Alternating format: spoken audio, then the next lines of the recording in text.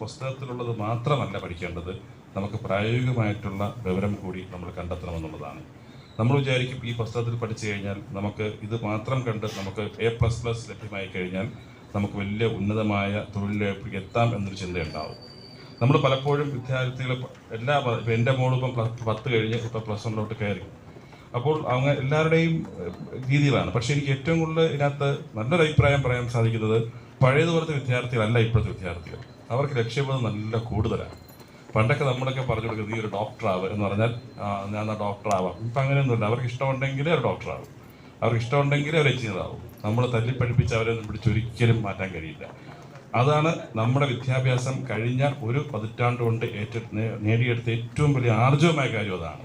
കാരണം കുട്ടികൾക്ക് സ്വന്തമായി ഒരു രംഗം തിരഞ്ഞെടുക്കാനുള്ള അവസരം ആ കുട്ടിക്ക് തോന്നിപ്പിക്കുക എന്നുള്ളതാണ്. അതിൽ സത്യം പറഞ്ഞാൽ കേരള വളരെയധികം ജയിച്ച ഒരു സംസ്ഥാനം കൂടിയാണ്. വിദ്യാർത്ഥികൾക്ക് എനിക്ക് പറയാനുള്ളത്, ഏത് മേഖലയായിരുന്നാലും നമുക്ക് ഇന്ന മേഖലയിൽ ഓപ്പർച്യൂണിറ്റി ഉണ്ട്, ഇതിൽ കൂടുതൽ ജോലി സാധ്യതയുണ്ട് എന്നല്ല. നമുക്കിഷ്ടമുള്ള വിഷയം അത് ഏത് രീതിയിൽ തന്നെ നമുക്ക് പഠിച്ചാൽ നമുക്കത് എവിടെ എത്താൻ സാധിക്കും. ഒരു ലക്ഷ്യബോധം ഉണ്ടാവണം. എനിക്കിത് എത്തണം എന്ന ലക്ഷ്യബോധം ഉണ്ടാവണം.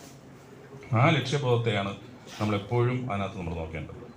നെയ്യാറ്റിൻകരയിൽ ചരിത്രമുറങ്ങുന്ന നെയ്യാറ്റിൻകര, അദ്ദേഹത്തിൻ്റെ ആ വചനം ഒരു കേൾക്കുമ്പോൾ എനിക്ക് ഇഷ്ടമാണ്. ചരിത്രമുറങ്ങുന്ന നെയ്യാറ്റിൻകര എന്ന് പറയുമ്പോൾ അതാണ് ചരിത്രമുറങ്ങുന്ന ഒരു സ്ഥലമാണ് നെയ്യാറ്റിൻകര, എൻ്റെ നാടെന്ന് പറയുന്നത്. അവിടെ നിന്നൊരു 8-10 കഴിയുമ്പോഴാണ് ഈ പറഞ്ഞ തീരദേശ മേഖല വരുന്നത്. അവിടെയാണ് ഈ പറയുന്ന ചെറിയതുറ പോലെയുള്ള ഈ പുല്ലുകുട, ചെറിയതുറ അങ്ങനെയുള്ള സ്ഥലങ്ങളുള്ളത്. അവിടെ ഒരു മോളുണ്ടായിരുന്നു. ആ മോക്ക് ഈ പറയുന്ന അച്ഛന് ഏറ്റവും ഇഷ്ടം ഈ കൊച്ചിലെ ഈ പറയുന്ന വിമാനം പറപ്പിക്കുന്ന വിമാനം ഇങ്ങനെ പോകുമല്ലോ. കാരണം ഈ പറയുന്ന പൂവാർ ആ മേഖലയുടെ വിമാനം ഇങ്ങനെ ഒന്ന് പൊയ്ക്കൊണ്ടിരിക്കുന്നു. അപ്പം മകൾ എപ്പോഴും വിമാനത്തിൻ്റെ സൗണ്ട് കേൾക്കുമ്പം ജനിച്ചപ്പോഴേ പുറത്തുകൊണ്ട് കാണിക്കുക, പ്ലെയിൻ പോകുന്നു, നീ ഭക്ഷണം കഴിക്കും, പ്ലെയിൻ പോകുന്നു, ഭക്ഷണം കഴിക്കും. ഇപ്പം അങ്ങനെ വിമാനത്തിലോട്ടൊരു താല്പര്യം വന്നുപോയി. എങ്ങനെ എനിക്ക് വിമാനം എനിക്ക് കയറാൻ പറ്റുമോ, ആദ്യം കയറണമെന്നായിരുന്നു താല്പര്യം. അപ്പം അദ്ദേഹം ഈ പറയുന്ന മത്സ്യബന്ധനത്തിന് പോകുന്ന ആളാണ്. അപ്പോൾ അദ്ദേഹം ഈ പറയുന്ന കുട്ടികളോട് ഈ സ്വപ്നം കാണിക്കാനും കഴിയില്ലല്ലോ. പക്ഷെ ഇവരുടെ ആഗ്രഹം എന്ന് പറഞ്ഞാൽ ഇങ്ങനെ ഓരോ വർഷം കഴിയുന്തോറും വിമാനത്തെ തന്നെ നോക്കിക്കൊണ്ടിരിക്കുന്ന ഒരവസ്ഥയാണ്. പിന്നെ അച്ഛനോട് പറഞ്ഞ് ഈ പറയുന്ന വിമാനം ഇങ്ങനെയാണ്, ഈ എയർ ഇന്ത്യയുടെ വിമാനം ഈ സമയത്ത് പൊങ്ങും, ഇപ്പം പോയിരിക്കുന്നൊക്കെ പറഞ്ഞിട്ട് പിന്നെ അച്ഛൻ ആ ട്രെൻഡൊക്കെ മാറ്റി കൊടുത്തു. പക്ഷെ മകൾ അതിലങ്ങ് മുറുകെ പിടിച്ചു. എനിക്ക് എങ്ങനെയെങ്കിലും പഠിക്കണം. സെൻറ്റ് ജോൺ സ്കൂളിലാണ് പഠിച്ചത്.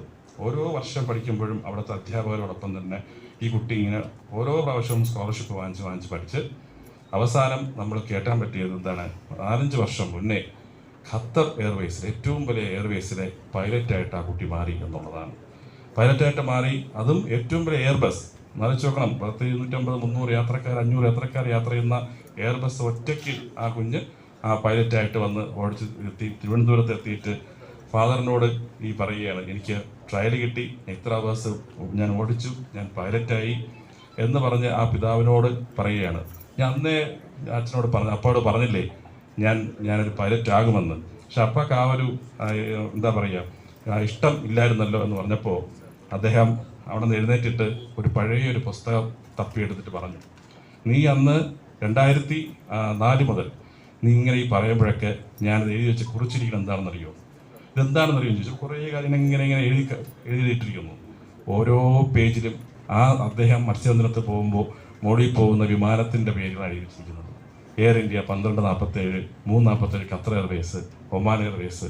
അപ്പോൾ ഒരു പിതാവിൻ്റെ സ്വപ്നം എന്ന് പറഞ്ഞാൽ അറിയിച്ചു നോക്കൂ.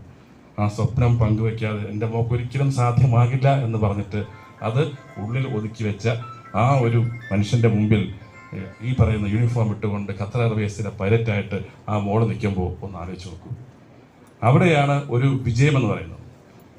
നിംസിനകത്തും എനിക്കും വളരെയധികം അഭിമാനത്തോടെ പറയാനുണ്ട് ഒരു കാര്യം. 2020 ഈ പറയുന്ന കോവിഡുമായിട്ട് ബന്ധപ്പെട്ടുകൊണ്ട് അക്രഡിറ്റേഷൻ്റെ പോളിസി വരുന്നത്. അപ്പോൾ നമ്മളെല്ലാം സൂപ്പർ സ്പെഷ്യാലിറ്റി ഹോസ്പിറ്റലിലൊക്കെ ഒരേ കാറ്റഗറിയിലോട്ട് മാറണം. 450 നഴ്സുമാരുണ്ട്.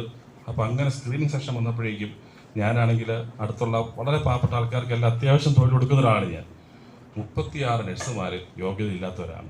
കാരണം ANM പഠിച്ചവരാണ്, ആക്സിലറി നഴ്സിംഗ് മിഡ്വൈഫറി പഠിച്ചവരാണ്, GNM ഉണ്ടെങ്കിൽ രജിസ്ട്രേഷൻ ഉള്ളൂ. പക്ഷേ നിംസിൽ 7 വർഷം 12 വർഷം വർക്ക് ചെയ്യുന്നവരാണ്. ഒറ്റയടിക്ക് പറഞ്ഞ് ഇവരൊക്കെ അങ്ങ് മാറ്റണം. അപ്പോൾ ഞാൻ പറഞ്ഞു ഇവരെ ഒറ്റയടിക്ക് പറഞ്ഞിടാൻ പറ്റില്ലല്ലോ, അത് മാറ്റിയേ പറ്റൂ. BSNSS അല്ലെങ്കിൽ GNM.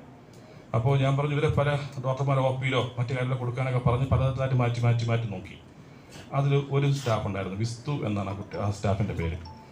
ആ സ്റ്റാഫിനെ മാത്രം ആ കുട്ടിയുടെ എൻ്റെ അടുത്ത് പറഞ്ഞത്, സാർ എനിക്ക് ബുദ്ധിമുട്ടാണ്, എനിക്ക് വേറെ ജോലിയില്ല.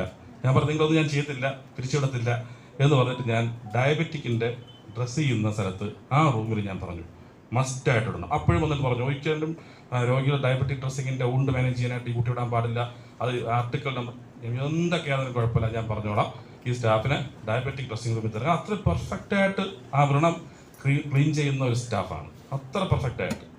ആ സ്റ്റാഫിനെ വിട്ടിട്ട് പുതിയൊരു സ്റ്റാഫിനെ എങ്ങനെ ഇട്ട് കൊടുക്കും? ആ കുട്ടി അപ്പോൾ എന്തറിയോ, BSc മറ്റൊക്കെ പഠിച്ച് രജിസ്ട്രേഷൻ നഴ്സുമാർ വരുമ്പോഴും ഇരട്ടി ഭാരമാണ് അവർ കൊടുത്തുകൊണ്ടിരുന്നത്. കാരണം ഇവരെ യോഗ്യതയില്ലെന്ന് പറയുമ്പോഴും ഉള്ള ഡ്രസ്സിങ് എല്ലാം ചെയ്യുന്നത് ആ വിസ്തു എന്ന് പറഞ്ഞ സ്റ്റാഫ് ഒറ്റയ്ക്ക് എന്തിനാണ് ചെയ്യുന്നത്. അന്ന് ആ വിസ്തുവിൻ്റെ മകളന്ന് 7ാം ക്ലാസ്സിൽ പഠിക്കുകയാണ്. അപ്പോൾ ആലോചിച്ച് നോക്കണം, ഫാദറില്ല, ഈ കുട്ടി ഇവരെ ശമ്പളം കൊണ്ടാണ് ആ കുട്ടിയെ പഠിപ്പിക്കുന്നത്. ആ കുട്ടി +2 വന്നപ്പോൾ നീറ്റിൽ എത്രാമത്തെ റാങ്ക് എന്നറിയോ? 17ാമത്തെ റാങ്ക്. ഇപ്പം തിരുവനന്തപുരം മെഡിക്കൽ കോളേജിൽ ഇപ്പോൾ ഫൈനൽ ഇയർ പഠിച്ചുകൊണ്ടിരിക്കുകയാണ് ആ കുട്ടി. ഇപ്പം ഞാൻ പറഞ്ഞാണ്, എൻ്റെ മദറിന് ലോകത്ത് കൊടുക്കാൻ പറ്റുന്ന ഏറ്റവും വലിയ കാര്യം എനിക്ക് ഇതാണ്. ഞാൻ പറഞ്ഞു, എപ്പം നീ പഠിച്ച് പാസ്സാകുമോ അന്ന് നിന്നെ മെഡിക്കൽ ഹോസ്പിറ്റലിലെ കൺസൾട്ടൻ്റായിട്ട് അപ്പോയിൻ്റ് ചെയ്യും. ആ മദറിനുണ്ടാകുന്ന സന്തോഷം അറിയിച്ചു നോക്കൂ. അവിടെയാണ് കുട്ടികൾ പഠിക്കേണ്ടത്. നമുക്ക് എന്ത് കോൺട്രിബ്യൂഷൻ കൊടുക്കാൻ പറ്റും, നമ്മുടെ പേരൻസ് എന്ത് കൊടുക്കാൻ പറ്റും, നാടിന് എന്ത് കൊടുക്കാൻ പറ്റും, രാജ്യത്ത് എന്ത് കൊടുക്കാൻ പറ്റും.